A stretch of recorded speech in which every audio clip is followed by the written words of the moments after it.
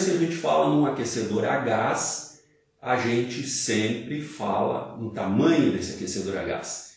O que é o tamanho do aquecedor? Um aquecedor 15 litros, um aquecedor 20 litros, um aquecedor 30, 40, 50. O que eu quero dizer com isso?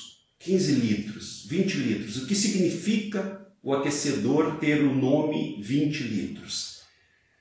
Existe uma convenção no Brasil, tá? Outros países também adotam o mesmo número e tem regiões do mundo onde esse número é um pouco diferente, mas no Brasil está convencionado o seguinte: um aquecedor de 20 litros, ele tem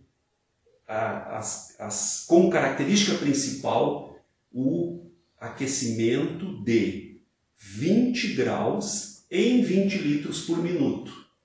Se ele for de 30 litros por minuto, ele aquece em 30 litros de água por minuto, que saem ali no chuveiro, na torneira, na ducha, na tubulação.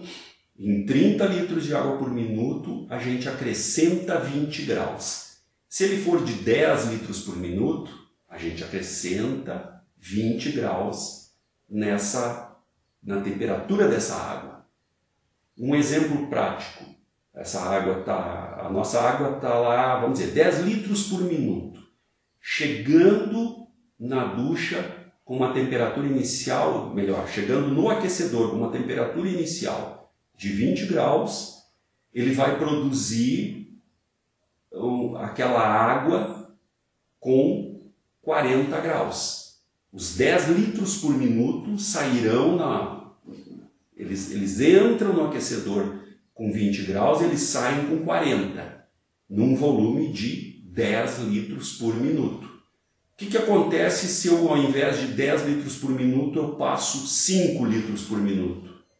Nós teremos a metade da vazão com a mesma capacidade. Eu vou colocar, ao invés de 20 graus, eu vou colocar 40 graus. Então, se ele iniciou com 20, ele vai sair com 60, né? 20 mais 40 graus, 60 graus. Essa é a proporção, é o chamado ΔT, a variação de temperatura. Por convenção, 20 graus. Então, sempre que eu disser o nome de um aquecedor em litros, 15, 20, 25, 30, 35, 45, significa que naquele volume que eu estou dizendo, o aquecedor, o equipamento, tem a capacidade máxima, né? A melhor performance dele é acrescentar 20 graus na temperatura daquela água no volume máximo dele. Quando eu quero mais temperatura, eu preciso reduzir um pouco o volume máximo, né?